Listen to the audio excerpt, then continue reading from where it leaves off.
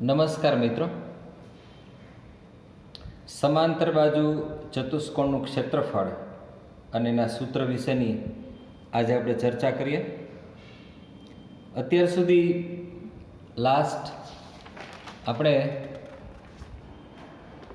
પ્રમેય 9.1 એનો અભ્યાસ એવી રીતે કર્યો કે બે સમાંતર રેખાઓ વચ્ચે એક જ પાયા ઉપર રચાયેલા ચતુષ્કોણો છે એના ક્ષેત્રફળ સરખા હોય છે.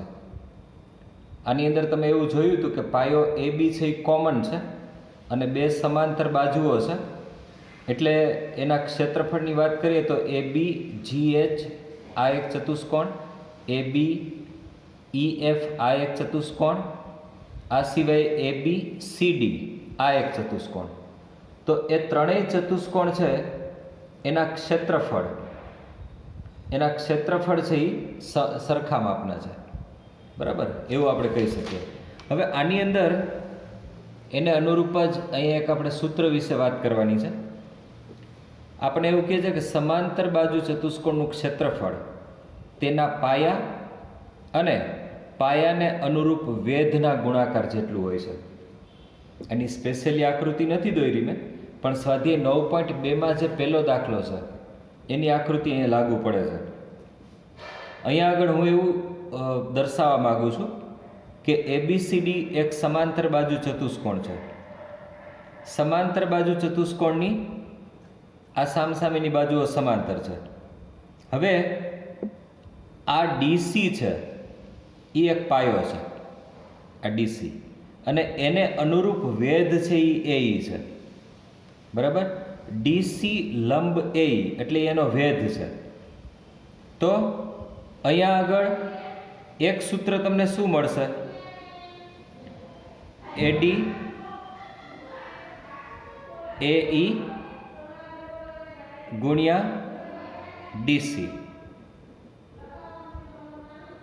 એઈ ગુણ્યા ડીસી, અને બીજું સૂત્ર મળશે સીઈ અથવા તો CF ગુણ્યા એડી. બે પ્રકારના સૂત્ર મળે, એટલે કે આ પાયો અને એને અનુરૂપ વેધ, બરાબર.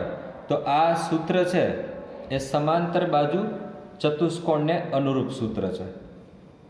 આની અંદર એક બીજો પોર્શન એવો પણ છે કે એક જ પાયા અથવા સમાન પાયા પર અને પાયાની એક જ બાજુએ આવેલા અને સમાન ક્ષેત્રફળવાળા ચતુષ્કોણો એ સમાંતર રેખાઓની જોડની રેખાઓ વચ્ચે આવેલા હોય છે, જે પૈકી એક પાયાને સમાવતી રેખા છે. મિત્રો, આ જે સ્ટેટમેન્ટ છે એ પ્રમેય 9.1નું પ્રતિપ્રમેય છે, એનું રિવર્સિબલ છે, રાઈટ, એ પ્રકારે. હવે આની અંદર જે ત્રીજું છે, જો ત્રિકોણ અને સમાંતર બાજુ ચતુષ્કોણ એક જ પાયા પર અને બે સમાંતર રેખાઓની એક જોડની રેખાઓ વચ્ચે આવેલા હોય તો ત્રિકોણનું ક્ષેત્રફળ સમાંતર બાજુ ચતુષ્કોણના ક્ષેત્રફળ કરતાં અડધું હોય. આને એક પોર્શન તરીકે આ સ્ટેટમેન્ટ હું તમને ફરીથી એક આકૃતિ દોરીને પણ સમજાવીશ, આનો ઉપયોગ આવશે ત્યારે, કારણ કે અગત્યનું પ્રમેય છે, બરાબર. એટલે આકૃતિ સાથે હું તમને એ વસ્તુ સમજાવીશ, રાઈટ. હવે આમાં સ્વાધ્યાય 9.1 છે એનો આપણે પહેલો દાખલો ગણીએ છીએ. 9.2ની અંદર આપેલ આકૃતિમાં એબીસીડી એક સમાંતર બાજુ ચતુષ્કોણ છે, એઈ લંબ ડીસી અને CF લંબ એડી છે. જો એબીનું માપ 16 સેન્ટીમીટર, એઈનું માપ 8 સેન્ટીમીટર, CFનું માપ 10 સેન્ટીમીટર હોય તો આપણે એડી શોધવાના છે. તો સમાંતર બાજુ ચતુષ્કોણનું ક્ષેત્રફળ આપણે જોતું હોય તો કોઈ પણ બાજુ એટલે કે પાયો અને એને અનુરૂપ વેધ એના ગુણાકાર બરાબર એનું સૂત્ર મળે છે. હવે સમાંતર બાજુ ચતુષ્કોણનું ક્ષેત્રફળ તેના પાયા અને અનુરૂપ વેધના ગુણાકાર જેટલું હોય છે, એ તો આપણે જોયું. અહીંયા આગળ જે ચતુષ્કોણ એબીસીડી છે એ સમાંતર બાજુ ચતુષ્કોણ છે. ABCDમાં પાયા DCને અનુરૂપ વેધ AE છે અને છે જ ને પાયા DCને અનુરૂપ વેધ AE છે અને પાયા ADને અનુરૂપ વેધ CF છે.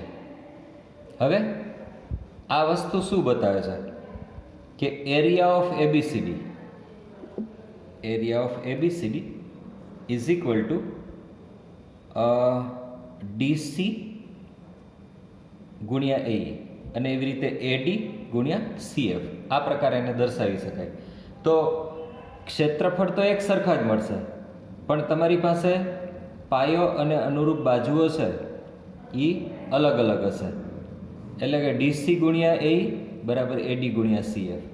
એટલે કે સમાંતર બાજુ ચતુષ્કોણમાં AB અને DC તો સેમ છે, બરાબર.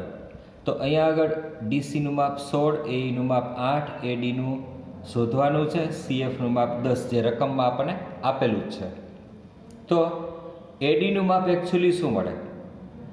16 ગુણ્યા 8 છેદમાં 10 આ AD, 16 8 128 છેદમાં 10 એટલે ADનું માપ મળ્યું આપણને 12.8.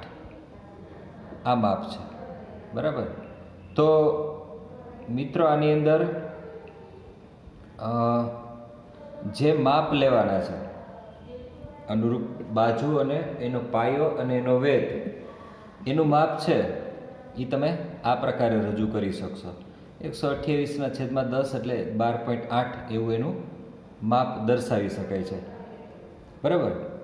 હવે આ જે વસ્તુ લીધી હતી ત્રિકોણ અને સમાંતર બાજુ ચતુષ્કોણના પાયા ઉપર, તો એ વસ્તુ હું તમને અહીંયા સમજાવી દઉં છું.